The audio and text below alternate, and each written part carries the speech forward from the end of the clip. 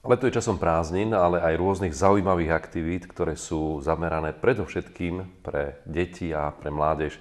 Jednou z takýchto aktivít je aj Detská univerzita Vysokej školy medzinárodného podnikania ISM Slovakia v Prešove. Ja vítam šéfku organizačného tímu, môžem to takto nazvať?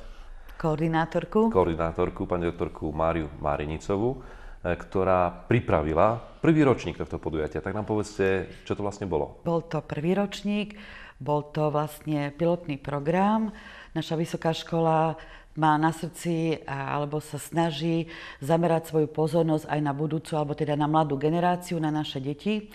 Takže sme vlastne oslovili deti v Prešovskom kraji prostredníctvom ich rodičov, riaditeľov základných škôl. Celkom na tomto projekte sa zúčastnilo 66 detí, ktorí vlastne boli pozvaní do budovy našej vysokej školy. A tam v podstate tá veľká časť programu alebo ich vzdelávacieho programu sa aj odohrávala. Ja prezradím, že som bol zvedavý na to, ako to bežalo a jeden deň som strávil spolu s vami. Skúsme sa pozrieť, čo vlastne sa odohrávalo na pôde Mestského úradu v Prešove a ako reagoval prednosta Mestského úradu na otázky, ktoré mu deti kládli. Vyobracali nás samozrejme, prekvapili nás niektorými otázkami. Treba ich pochváliť.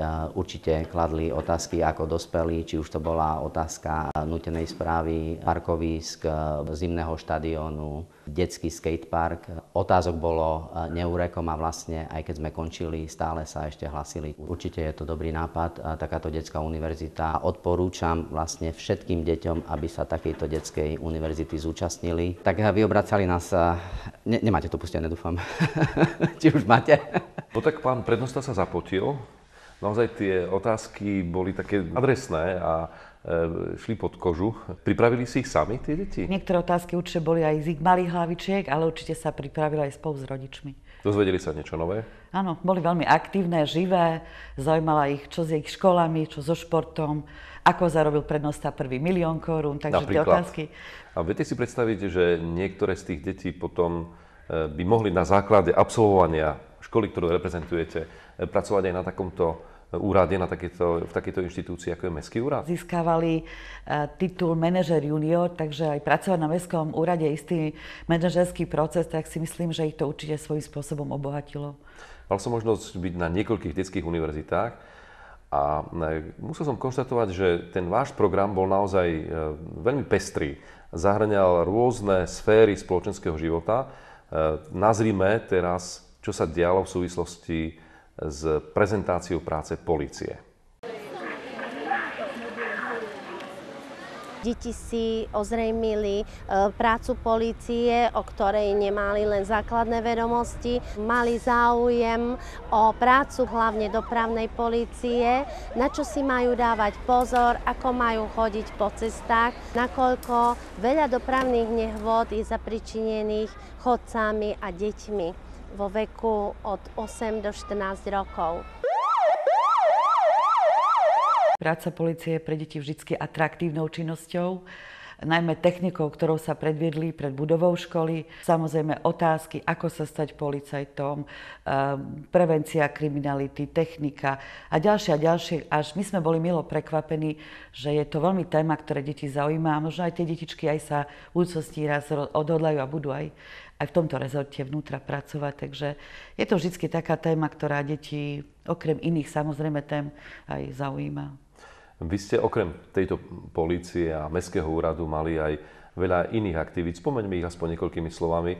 Viem, že ste dali priestor aj umeleckej prezentácii a ďalším voľnočasovým aktivitám, ale podotýkam, že s ohľadom na portfólio školy, ktorú reprezentujete, Vysokú školu medzinárodného podnikania, tak povedzme si, čo to ešte bolo. Mali možnosť sa zoznámiť aj s inými renovovanými osobnostiami z Prešovského kraja, zo spoločenského života, ako bol akademický maliar Peter Kocák, s ktorým vlastne 2 dní kreslili. Bol tam akademický sochár Dušan Pončák, rezbár a ďalší takíto umelci, ktorých vlastne boli to tvorivé dielne, ktoré deti zaujali a vlastne boli vyhlásené aj najlepšie výsledky z tých tvorivých dielní, takže to deti veľmi zaujalo.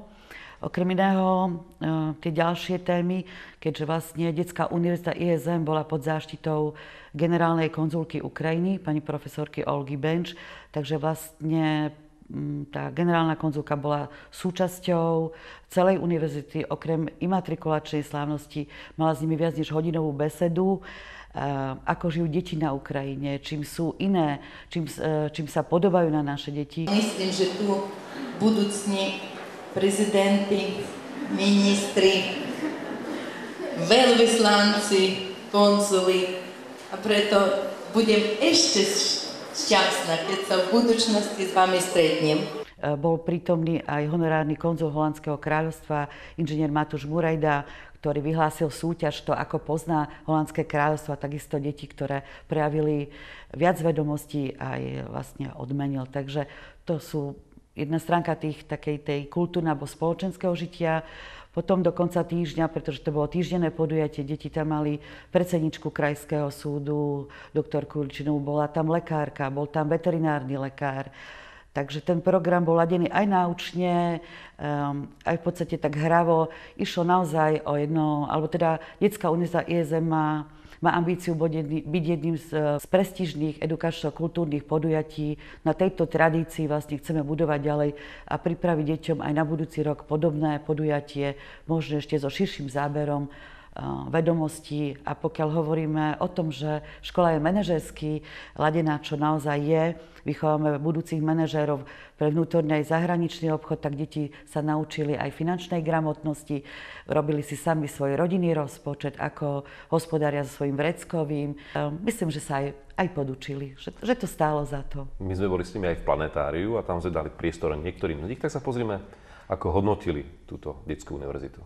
Mňa najviac na všetkom zaujalo to planetárium a tiež veterinár, ktorý nám rozpráva o zvieratách a o tom, ako vlastne žijú a čo potrebujú k životu. Boli dobré aj policajní kinológovia a veterinár.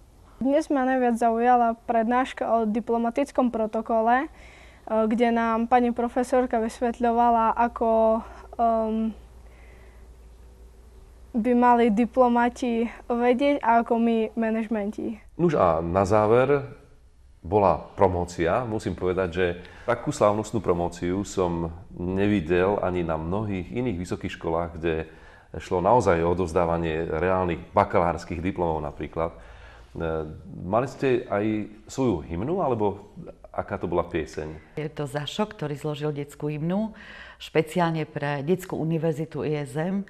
Deti sa ju v priebehu týždňa každé ráno učili spievať a na záver tej slávnostnej promócie ju zaspievali spolu s ním pre všetkých rodičov aj pre celú akademickú obec vysokej školy.